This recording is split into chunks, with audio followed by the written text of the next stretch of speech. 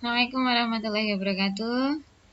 Oke, berjumpa lagi dengan materi pembahasan manajemen risiko ya.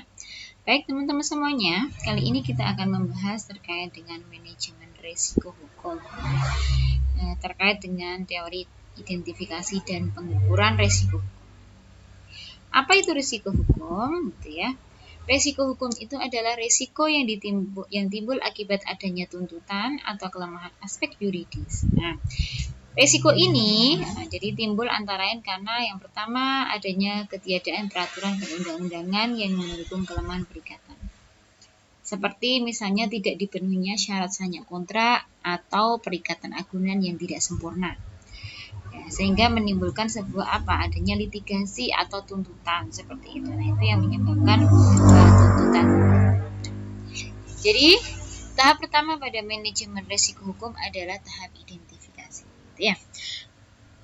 Apa yang harus dilakukan gitu ya? Yang pertama, identifikasi semua kemungkinan risiko hukum dari seluruh kegiatan usaha bank.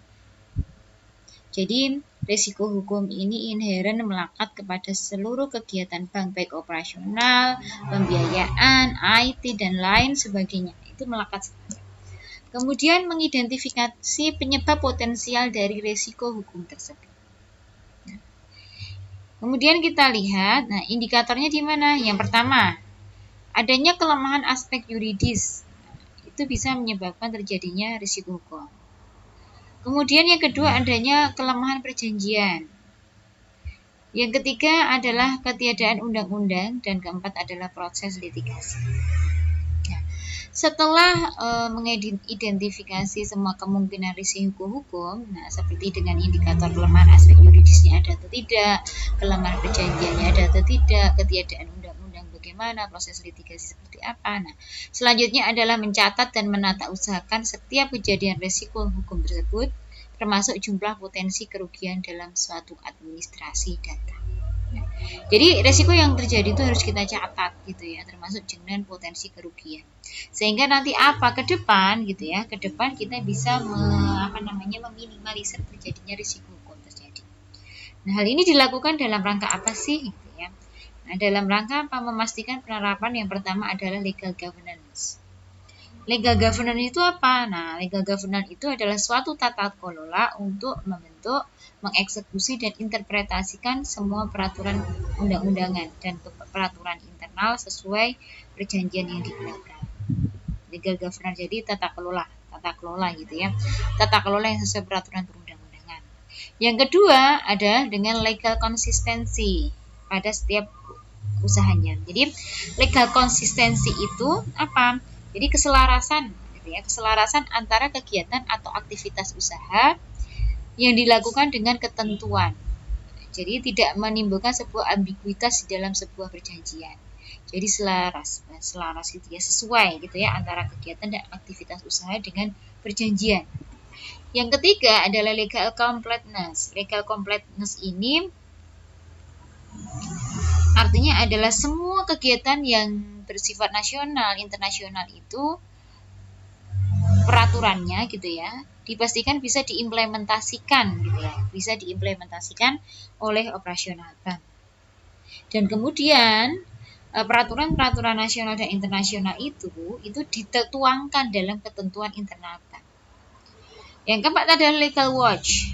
Legal watch itu apa? Bank menyediakan analisa atau advice hukum kepada seluruh pegawai pada setiap jenjang organisasi. Jadi legal governance, legal konsistensi, legal completeness, dan legal watch ini perlu dicek penerapannya. Apakah ini sudah diterapkan oleh pihak bank seperti itu. Nah, jadi kalau kita sedikit ringkas ya gitu ya, bahwa apa sih yang menyebabkan terjadinya risiko hukum gitu ya? Tadi ya yang pertama adalah litigasi. Litigasi itu faktor adanya tuntutan hukum dari pihak lain gitu ya, ada pihak ketiga gitu ya.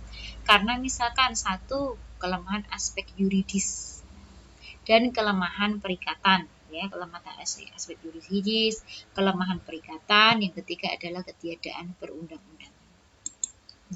Bagaimana cara mengukur risiko hukum? Nah, ada dua metode. Jadi, untuk mengukur risiko hukum itu, bank memiliki metodologi baik kuantitatif maupun kualitatif pendekatannya.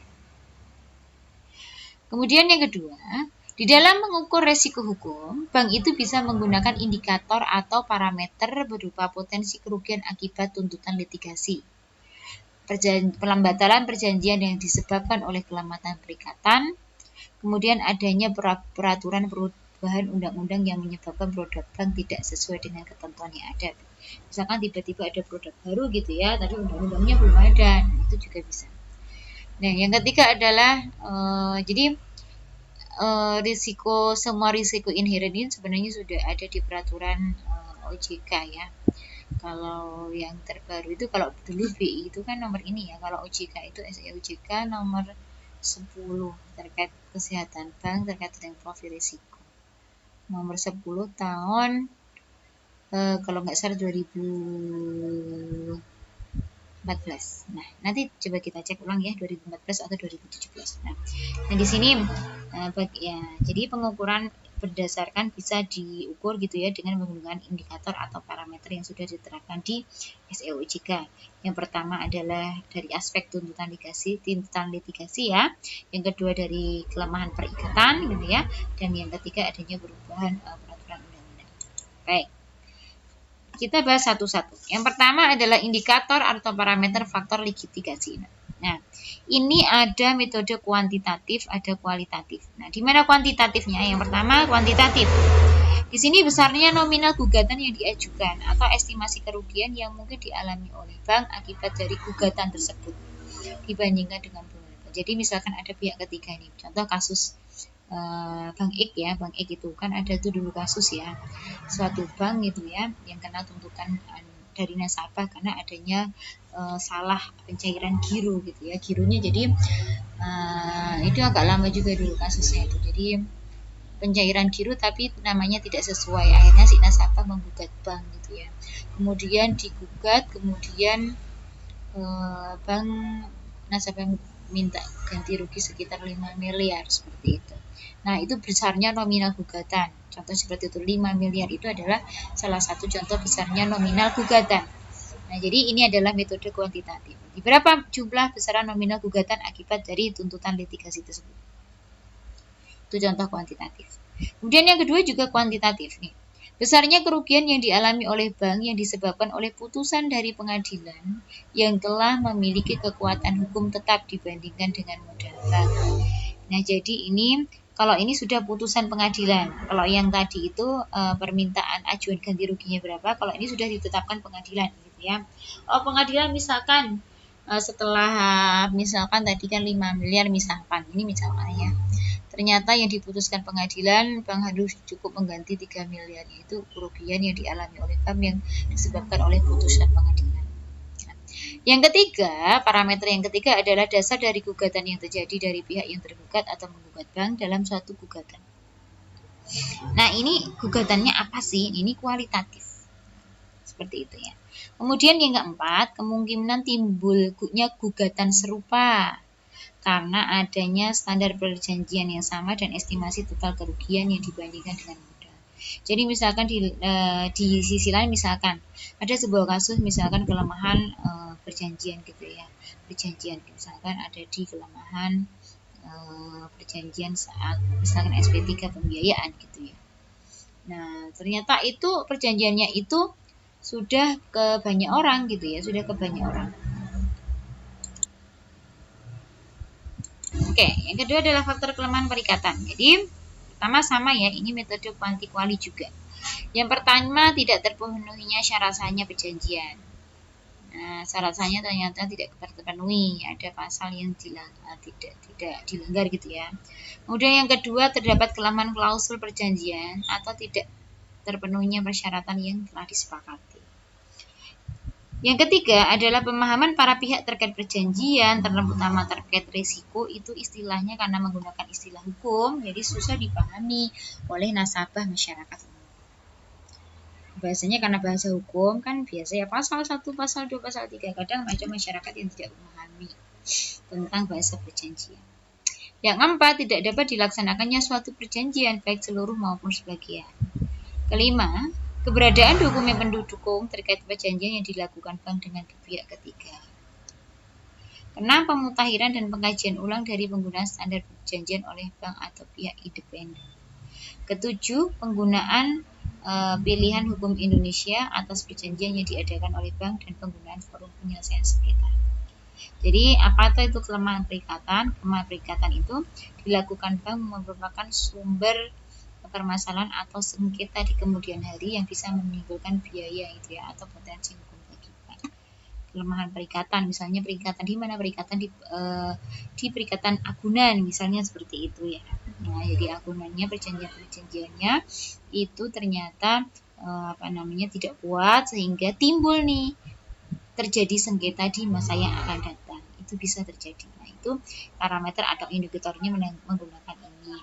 Jadi kalau ini kualitatif ya. Kemudian yang ketiga adalah tentang faktor ketiadaan undang-undangan. Contoh misalkan fintech itu kan kemarin belum ada undang-undangnya, tapi fintech-nya itu sudah ada gitu ya.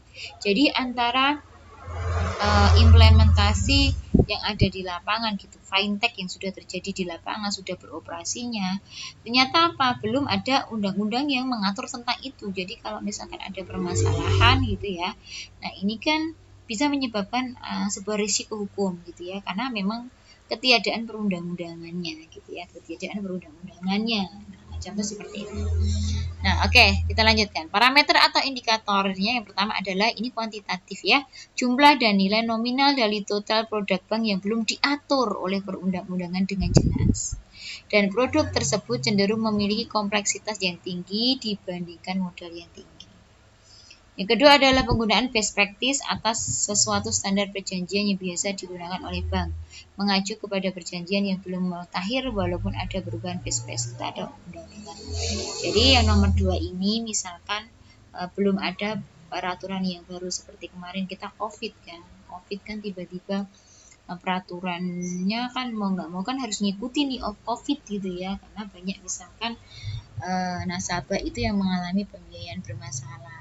Kemudian ada pergeseran misalkan harus ke kantor, ke bank gitu ya, menjadi online. Berarti kan harus membuat sebuah sistem baru gitu ya, sistem baru misalkan faktor verifikasi know your person, misalkan know your know